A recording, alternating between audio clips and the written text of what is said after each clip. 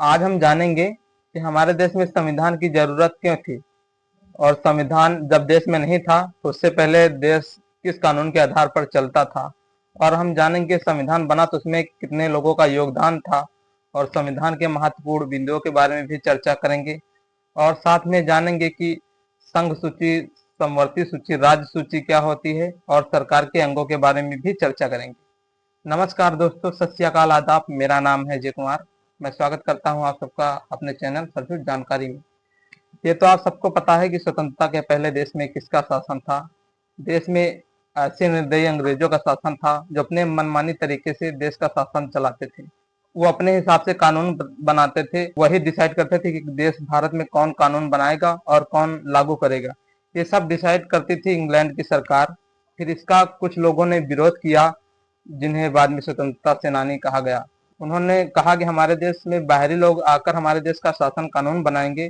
फिर स्वतंत्रता के बाद उन्होंने डिसाइड किया कि हमारे देश के ही लोग इसमें कानून बनाएंगे और हमारे देश के लोग ही अपने हिसाब से इसमें शासन करेंगे। जब स्वतंत्रता मिली उसके बाद संविधान निर्माण के बारे में सोचा गया, क्योंकि देश इतना बड़ा देश था, वो ऐसे ही बिना नियम कानून के आधार पर नहीं चल सकता था। ये कोई गांव तो था नहीं कि एक दो लोग प्रधान बनेंगे और देश चलाने लगेंगे।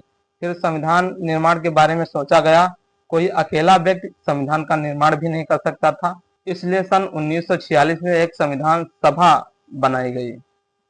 इस संविधान सभा में 389 लोग थे जो अलग अलग प्रदेश से आए थे, क्योंकि देश को स्वतंत्र कराने के लिए देश के हर प्रदेश से, हर राज्य से पुरुष और महिलाओं का योगदान था। इसलिए ये भी जरूरी था कि कानून बनाने में भी हर पुरुष और हर राज्य के महिलाओं से इसकी सलाह ली जाए। फिर संविधान सभा बनाई गई जिसके अध्यक्ष थे डॉक्टर राजेंद्र प्रसाद। फिर इसी संविधान सभा की एक प्रारूप समिति बनाई गई जिसके अध्यक्ष थे डॉक्टर भीमराव अम्बेडकर। इस प्रारूप समिति को जो है कानून लिखने का कार्य दिया गया। जब संविधान बनकर तैयार हुआ तो सबसे पहले संविधान जो है 26 नवंबर 1949 को संविधान सभा में पेश किया गया। इस भारतीय संविधान को जो है स्वीकार किया संविधान सभा ने। फिर 26 जनवरी 1950 को संपूर्ण भारत में संविधान लागू किया गया। तभी से 26 जनवरी को गणतंत्र दिवस के रूप में मनाते हैं। हमारा भारतीय संविधान बहुत ही विस्तृत और विशाल है। इसमें जो है जो मूल संविधान है उसमें संविधान के में 22 भाग थे, 395 अनुच्छेद थे और जो है 8 अनुसूचियां थे। लेकिन संविधान में समय के अनुसार संशोधन और परिवर्तन भी किया जा सकता था और किया गया। फिर जब संशोधन किया गया तो संविधान में हो गए 25 भाग और अनुच्छेद हो गए 448 और अनुसूचियां हो गई 12। फिर संविधान को समझने के लिए सबसे पहले हमें संविधान की प्रस्तावना को समझना होगा। संविधान की प्रस्तावना में कुछ महत्वपूर्ण शब्द हैं, पहले हमें उन्हें समझना होगा। जो महत्वपूर्ण शब्द हैं: प्रभुत्व संपन्न राज्य, समाजवाद, पंथ निरपेक्ष और लोकतंत्रात्मक गणराज्य। प्रभुत्व संपन्न राज्य का अर्थ है सरकार जो है बाहरी और आंतरिक मामलों में जो है फैसला लेने के लिए स्वतंत्र है, इसलिए इसे प्रभुत्व संपन्न राज्य कहा गया है। और समाजवाद का अर्थ है राज्य में समाजवाद की स्थापना करना। अब समाजवाद का अगर इसमें नाम है तो ये नहीं कि समाजवादी पार्टी का विकास करना है, क्योंकि जब संविधान लिखा गया तब जो है समाजवादी पार्टी का कहीं नाम तक नहीं था, इसकी स्थापना भी नहीं हुई थी। हाँ, समाजवाद का अर्थ है जो है सरकार सभी नागरिकों को आर्थिक रूप से समान बनाए। और फिर आता है पंथ निरपेक्ष। पंथ निरपेक्ष का मतलब है कि देश में किसी एक विशेष धर्म का बोलबाला नहीं होगा। संविधान के अनुसार किसी एक धर्म को राज्य धर्म के रूप में जो है स्वीकार नहीं किया जा सकता, मान्यता नहीं दी जा सकती। देश में सभी धर्मों के साथ समान व्यवहार किया जाएगा। और चौथा है लोकतंत्रात्मक गणराज्य। भारत की सरकार जनता के लिए, जनता के द्वारा चुनी जाएगी, इसलिए इसे लोकतंत्रात्मक कहते हैं। और भारत का जो है राष्ट्र अध्यक्ष का मतलब है राष्ट्रपति, और अन्य सभी जो नेता चुने जाएंगे वो वंशानुगत न होकर चुनाव लड़ा जाएगा, निर्वाचन तरीके से आएंगे, इसलिए इसे गणराज्य भी कहा गया है। संविधान में कुछ मूल अधिकार, नीति निर्देशक तत्व और मौलिक कर्तव्यों का भी उल्लेख किया गया है, जिसके बारे में अभी हम चर्चा करेंगे। सबसे पहले आते हैं मौलिक अधिकार। मौलिक अधिकार संविधान द्वारा नागरिकों को प्रदान किए गए हैं। इन अधिकारों में राज्य द्वारा भी हस्तक्षेप नहीं किया जा सकता। नागरिकों को जो है 6 मूल अधिकार दिए गए हैं। पहला समानता का अधिकार, स्वतंत्रता का अधिकार, शोषण के विरुद्ध अधिकार, धार्मिक स्वतंत्रता, सांस्कृतिक और शिक्षा का अधिकार और संवैधानिक उपचारों का अधिकार। और फिर आते हैं नीति निर्देशक तत्व। संविधान के अनुसार अगर सरकार कोई कानून बनाती है तो उसके लिए कुछ संविधान द्वारा निर्देश दिए गए हैं, इन्हें ही नीति निर्देशक तत्व कहा जाता है। अगर सरकार कोई कानून बनाती है तो उसे संविधान द्वारा जो निर्देश दिए गए हैं उसे उसका पालन करना होगा सरकार को। अगर वो इसका पालन नहीं करती, उन निर्देशों का पालन नहीं करती, तो उस सरकार के खिलाफ न्यायालय में शरण ली जा सकती है। सन 1976 में संविधान में मौलिक कर्तव्यों को भी जोड़ा गया और नागरिकों को जो है 11 मौलिक कर्तव्यों का पालन करना होगा। और जो मौलिक कर्तव्य हैं उसमें हम दो चार जो है मौलिक कर्तव्य आपको बता रहे हैं।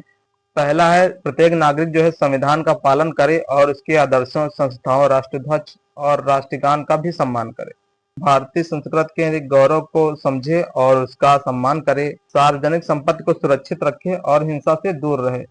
इस तरह सभी जो है नागरिकों को 11 मौलिक कर्तव्य दिए गए हैं। भारत जो है राज्यों का संघ है और संघ और राज्यों का काम बटा हुआ है। संघ मतलब केंद्र और राज्य तो आप लोग समझते ही हैं। संघ सरकार यानी केंद्र सरकार जो कानून बनाती है वो संपूर्ण देश के लिए बनाती है। संघ सरकार ऐसे विषयों पर कानून बनाती है जो किसी एक राज्य के लिए नहीं होते बल्कि सभी राज्यों के लिए होते हैं, सभी देश के लिए कानून बनाती है। संघीय व्यवस्था का प्रमुख लक्षण है ये 3 सूचियां। पहली है संघ सूची, फिर राज्य सूची, फिर समवर्ती सूची। संघ सूची में ऐसे विषयों को रखा गया है जिसमें जो है संसद को कानून बनाने का अधिकार है। अब संघ सूची में ऐसे कौन से विषय रखे गए हैं, ऐसे कौन से क्षेत्र रखे गए हैं जिस पर संसद को कानून बनाने का अधिकार है, और वो क्षेत्र हैं रेल विभाग, जल परिवहन विभाग, हवाई जहाज और राष्ट्रीय राजमार्ग, बैंक, विदेशी मामले, स्मारक, रक्षा मंत्रालय, संचार साधन, डाक और तार। और राज्य सूची के विषयों पर कानून बनाने का अधिकार जो है विधानमंडल को प्राप्त है। राज्य सूची में जो विषय रखे गए हैं वह पुलिस विभाग, स्वच्छता विभाग, मत्स्य पालन, स्थानीय स्वशासन, कृषि, सिंचाई, पशुधन, निचली अदालत, कारागार और सड़क विभाग रखा गया है। और समवर्ती सूची में ऐसे विषयों को रखा गया है जिन पर संघ सरकार यानी संसद और विधानमंडल दोनों कानून बना सकते हैं। जो समवर्ती सूची में जो विषय रखे गए हैं वो विषय हैं चिकित्सा, वन, विवाह, समाचार पत्र, पुस्तकें, शिक्षा, उद्योग, बिजली, परिवार, धार्मिक संस्थाएं, इन विषयों को रखा गया। सरकार के अंग के बारे में अब चर्चा करते हैं। प्रत्येक सरकार के 3 अंग होते हैं, व्यवस्थापिका, कार्यपालिका और न्यायपालिका। और व्यवस्थापिका का काम है कानून बनाना और कानून बनाते हैं संसद और विधानमंडल। संसद कानून बनाता है संपूर्ण देश के लिए, विधानमंडल कानून बनाता है केवल अपने राज्य के लिए। कार्यपालिका का काम है कानून लागू करना और कानून जो लागू करते हैं वो केंद्रीय मंत्रिपरिषद लागू करता है और राज्य के लिए राज्य मंत्रिपरिषद लागू करता है। केंद्रीय मंत्रिपरिषद तो संपूर्ण देश के लिए भी कानून लागू करता है। और न्यायपालिका का काम है लोगों को, नागरिकों को न्याय प्रदान करना और न्याय प्रदान करता है उच्चतम न्यायालय, उच्च न्यायालय। उच्चतम न्यायालय यानी सुप्रीम कोर्ट और उच्च न्यायालय यानी हाई कोर्ट। उच्चतम न्यायालय जो है देश की सबसे बड़ी न्यायालय होती है और जो उच्च न्यायालय होता है वो राज्य का सबसे बड़ा न्यायालय होती है। अभी थोड़ा सा हम संसद के बारे में भी चर्चा करेंगे। भारतीय संसद जो है राष्ट्रपति और 2 सदनों से मिलकर बना होता है और वो 2 सदन है, लोकसभा और राज्यसभा। लोकसभा संसद का निम्न सदन है। लोकसभा के सदस्य जनता के द्वारा प्रत्यक्ष रूप से चुने जाते हैं। लोकसभा में जो अधिकतम सदस्यों की संख्या हो सकती है वो 552 हो सकती है और वर्तमान समय में लोकसभा के सदस्यों की संख्या 543 सदस्य हैं। और इसमें 2 सदस्य जो है राष्ट्रपति जो है अपने हिसाब से तय करता है कि इसमें कौन से जाएंगे। वो विभिन्न क्षेत्रों से हो सकते हैं, कला के क्षेत्र से, विज्ञान के क्षेत्र से, यानी भारतीय आंग्ल समुदाय से जो है भेजता है राष्ट्रपति। लोकसभा के जो व्यक्ति अगर सदस्य बन सकता है उसके लिए कौन सी योग्यताएं बताई गई हैं, वो योग्यताएं हैं। पहला तो भारत का नागरिक होना चाहिए और उसका मतदाता सूची में नाम भी होना चाहिए और उसकी उम्र जो है 25 साल होनी चाहिए या उससे अधिक, लेकिन 25 साल से नीचे नहीं होनी चाहिए। वो पागल ना हो, पागल या दिवालिया। और लोकसभा का जो कार्यकाल होता है वो 5 वर्ष के लिए होता है। अब बात करते हैं राज्यसभा की। राज्यसभा को संसद का उच्च सदन कहते हैं और राज्यसभा के सदस्यों की अधिकतम संख्या 250 हो सकती है। वर्तमान समय में जो राज्यसभा के सदस्य हैं उनकी संख्या 242, और जो है 12 सदस्य इसमें लोकसभा में राष्ट्रपति सिर्फ 2 सदस्यों को भेज सकता है, और राज्यसभा में राष्ट्रपति अपने हिसाब से 12 सदस्यों को भेज सकता है। जो 12 सदस्य इसमें राज्यसभा में राष्ट्रपति भेजता है वो इन क्षेत्रों से हो सकते हैं, जैसे साहित्य जगत से भेज सकता है, वैज्ञानिक जगत से भेज सकता है, वैज्ञानिक क्षेत्र से कलाकारों को भेज सकता है, और समाज सेवा के क्षेत्र से भी वो भेज सकता है।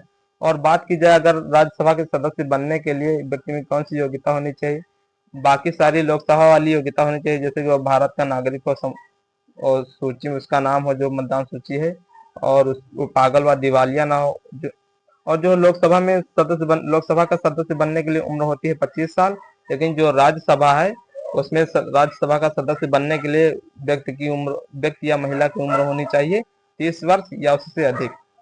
तो ये जानकारी आपको कैसी लगी, वीडियो पे कमेंट में जरूर बताएं। और आज के लिए इतना ही। और एक बात और, जो है राज्यसभा के सदस्यों की का जो कार्यकाल होता है वो 6 वर्ष का होता है, और प्रत्येक सदस्य 2 वर्ष बाद इसमें अवकाश ले लेता है। जो इसके 1/3 सदस्य होते हैं राज्यसभा के, वो 2 साल बाद अवकाश ले लेते हैं। और आज के लिए इतना ही, मिलते हैं फिर किसी वीडियो में, तब तक के लिए धन्यवाद। जय हिंद, जय भारत।